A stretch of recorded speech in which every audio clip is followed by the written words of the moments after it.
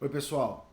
Meu nome é Thiago e eu serei o professor da disciplina de Algoritmo e Estrutura de Dados 1 do período de 2025/1. O objetivo da aula de hoje é fazer uma breve apresentação da disciplina. O meu e-mail de contato é temelo@uea.edu.br e a lista de material da nossa disciplina eu vou disponibilizar tanto na sala do Google Classroom, assim como na minha página, que é www.tiagodemelo.info. Aqui a gente tem o plano de ensino detalhado. Na minha página eu já disponibilizei o PDF. Sobre a ementa. Aqui nós temos a nossa ementa. Inicialmente vamos falar aí sobre algumas estruturas de dados iniciais, de registros, uniões, enumerações, falar um pouco sobre ponteiro, recursividade, tipo abstrato de dados. E aí eu vou fazer uma introdução sobre complexidade computacional. E aí a gente vai começar propriamente com as operações e tipos de dados, iniciando com busca sequencial e binária, e aí as estruturas mais elementares, tais como lista, fila circular e pilha. Depois veremos algumas estruturas dinâmicas, como a lista duplamente ligada. Veremos aí uma estrutura bastante importante, que são as tabelas hash nas suas várias formas, tá bom? Hash perfeito, endereçamento aberto. Então, a primeira parte da disciplina, a disciplina ela será dividida em duas partes. Então, a primeira parte da disciplina, a gente deve abordar até a estrutura de hash. E na segunda parte, nós falaremos aí sobre uma estrutura de dados bastante importante na computação, que é a estrutura de dados do tipo árvore. Então a gente vai começar falando sobre o que é uma árvore, algumas das suas principais características, como o grau de um nó, nível, altura, profundidade, conseguir identificar o que é uma árvore completa, tratar dos aspectos de balanceamento de uma árvore. E aí a gente vai lidar com árvores que não são balanceadas, né? Como árvores binárias de busca, tipos abstratos de árvores do tipo AVL, rubro-negra, 2-3 e tipo B. Então, dentre os principais objetivos desta disciplina é apresentar os aspectos teóricos e práticos das estruturas de dados clássicas, fundamentais, para que possam ser construídos algoritmos que lidem com memória principal especialmente, utilizando alguma linguagem de programação de alto nível. E aí eu já me antecipo que a linguagem que nós iremos utilizar nesta disciplina é a linguagem de programação Python. A ideia é estimular a habilidade do estudante para que vocês possam desenvolver soluções computacionais para problemas práticos e científicos, certo? Então a gente sempre vai tentar associar o conteúdo teórico com aplicações práticas, especialmente a aplicações práticas mais modernas. Essa daqui é a metodologia da nossa disciplina. Então a gente vai ter aula em sala de aula, vamos ter algumas aulas práticas no laboratório. Ao final de cada unidade, de cada conteúdo, eu vou gerar um PDF que é com material dos meus slides e disponibilizar tanto na minha página como também na sala do Google Classroom. Ao final de cada unidade, eu coloco já uma lista de exercícios. O objetivo dessa lista é que vocês consigam fazer uma autoavaliação, uma verificação de conteúdo e também ter uma espécie de orientação para estudar para a prova, tá bom? A lista de exercícios elas vão ser publicadas, listas adicionais na minha página. Neste período, nós vamos poder contar com o apoio de um monitor que vai poder ajudar vocês tanto na parte de resolução de exercícios, como também na realização de trabalhos práticos. O código da turma é DNH5CBO. Essa aqui é o código da nossa turma do Google Classroom. Eu peço que todos possam se cadastrar nessa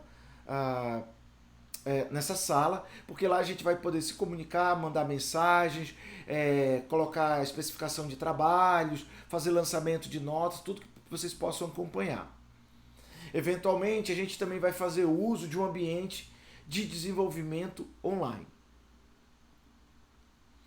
Em relação às avaliações, nós teremos duas médias parciais. A primeira média parcial, ela vai avaliar até o conteúdo de tabela hash, onde nós faremos uma prova teórica que será aplicada em sala de aula. Essa prova teórica, ela terá um peso de 60% da nota parcial. E durante essa primeira parte da disciplina, nós vamos aplicar diversos trabalhos práticos. E aí a somatória desses trabalhos práticos vão corresponder a uma nota parcial, onde a avaliação da prova valerá 60% da nota e os trabalhos práticos corresponderá a 40% da nota. Então, com isso, com essa média, a gente vai ter a nota parcial 1. A segunda parte da disciplina, que será com conteúdos de árvores, nós adotaremos o mesmo procedimento. Nós teremos algumas avaliações de trabalhos práticos ao longo dessa segunda parte, onde os alunos farão essas avaliações e receberão uma nota. Somaremos essas notas e calcularemos a nota da média dos trabalhos práticos. Essa nota corresponderá a 40% da avaliação parcial 2. Além disso, nós faremos a aplicação de uma prova teórica em sala de aula, onde essa prova terá um peso de 60% da nota. Então, assim como aconteceu na primeira etapa da disciplina, na segunda etapa, a média dos trabalhos práticos corresponderá a 40% da nota e a avaliação em sala de aula corresponderá a 60% da nota. E aí nós teremos a nota parcial 1 e 2. Feito isso, a gente vai seguir a regra da instituição, né, da Universidade do Estado do Amazonas, que diz que se a média parcial do aluno for maior ou igual a 8, então o aluno estará aprovado por nota. Caso contrário, o aluno fará uma prova final e aí será calculada a seguinte média final: 2 vezes a média parcial mais a prova final dividido por 3. Até aqui, nenhuma novidade, tá certo? E aí, se a média final for maior ou igual a 6, o aluno, então, estará aprovado por nota, certo? Para ser aprovado, o aluno deve observar que deverá comparecer a pelo menos 75% das aulas. Nas minhas aulas, eu farei a chamada todos os dias, então, além da gente ter a apresentação do conteúdo, realização de exercícios, de provas, é bastante importante a assiduidade dos alunos. Em relação à bibliografia básica, nós temos aqui o livro do Cormen, o livro do Ziviani, como os dois principais livros aqui, tá certo? Temos aqui uma bibliografia complementar. Deixa eu só fazer um breve comentário aqui sobre a bibliografia que será utilizada em sala de aula. O principal livro que nós adotaremos é o livro de Introdução ao Algoritmo do Cormen. Nós temos tanto a versão em inglês como a versão traduzida para português. Esse aí é o principal livro que nós utilizaremos. Esse livro é um livro de referência para as disciplinas de algoritmos, projeto e análise de algoritmos, grafos. Então, tudo que envolver algoritmos, teoria da computação, programação, ele é um livro de referência. Não só aqui na universidade, mas em várias outras universidades, não só no Brasil, mas no mundo todo. Vale dizer, né, esse livro eu sei que ele tem um preço relativamente alto, mas é um livro que, uma vez que vocês tenham condições de comprar, quem tiver condições, né, esse livro vocês vão poder ter acesso a ele na biblioteca, mas se eventualmente alguém tiver condição de comprar esse livro, eu recomendo muito fortemente, porque é um livro que vocês vão poder utilizar só dentro do curso, nas disciplinas de estrutura de dados 1 e 2, teoria dos grafos, programação, grafos e tantas outras disciplinas, tá bom? E não só no nível de graduação, mas mesmo também no nível de pós-graduação. Então, se amanhã vocês vierem a realizar um mestrado ou um doutorado na área da computação, possivelmente vocês vão ter esse livro, é o mesmo livro como livro base. Então é o livro que eu recomendo muito fortemente. Um outro livro bastante importante é A Arte da Programação em Computadores, do Kinu. Ele é um compêndio, é um livro que vale muito a pena vocês lerem. Ele é um livro um pouco mais árido do que o livro do Cormen, mas é sem dúvida uma excelente referência. Infelizmente, o Kinu já não está mais entre nós, né? Já passou, já não vive mais, mas ele deixou a sua obra aqui e é um livro, uma coletânea, né? Muito importante.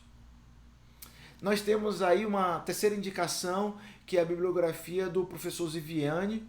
O professor Ziviani, ele é professor emérito da Universidade Federal de Minas Gerais. É um professor que participou de inúmeros projetos, especialmente com o advento da web aqui no Brasil e no mundo. Conseguiu orientar diversos outros professores que são pesquisadores de renome. Além dessa parte de sala de aula, de atividade de pesquisa técnico-científica, ele é um professor que também tem uma vertente de empreendedorismo, criando diversas startups que depois foram vendidas para outras grandes empresas, como o próprio Google. Então, os dois livros dele, de projeto de algoritmos, são bastante importantes, com uma literatura confiável, né? E que vocês podem utilizar como referencial. Como nós iremos utilizar a linguagem de programação Python, eu estou mostrando para vocês aqui mais alguns exemplos de bibliografia que vocês podem empregar, tá certo? Então aqui nós temos de estrutura de dados e algoritmos com Python. Temos o livro aqui dos irmãos Deitel de Python, é um livro clássico aí dos irmãos Deitel, onde eles têm livros para outras linguagens de programação e tem um livro bastante completo para Python. Fundamentos de Python, envolvendo aí a parte de estrutura de dados, algoritmo e estrutura de dados em Python, outro livro de algoritmo e estrutura de dados em Python, mais um livro de algoritmo e estrutura de dados em Python. Então, para quem tiver... Isso eu acho que menos hoje, né? Porque Python é sem dúvida a principal linguagem de programação que a gente tem hoje no desenvolvimento de software, né? Mas para quem tinha dúvida se seria possível estudar estrutura de dados e algoritmo com Python, a gente está trazendo aí uma vasta literatura que corrobora com essa afirmação. Tá certo? Eu trago também na minha bibliografia alguns livros que podem ser úteis para vocês, livros que eles abordam perguntas que normalmente os recrutadores de recurso humano realizam para alguém que está sendo entrevistado por uma empresa de tecnologia. Então, por exemplo, se amanhã você for fazer uma prova de seleção para trabalhar na Meta, lá do Facebook, no Google, possivelmente a empresa de RH, que vai fazer o processo seletivo, realiza uma série de perguntas técnicas, né? E aí, nesse tipo de livro, esse livro ele traz um compêndio com um monte de perguntas que faz você ter que pensar um pouco fora da caixa, que é o que usualmente essas empresas elas exigem, né? Então aqui nós temos mais alguns livros que podem ser bastante úteis, tá? Esse conteúdo, tanto do vídeo da apresentação da disciplina, como os slides,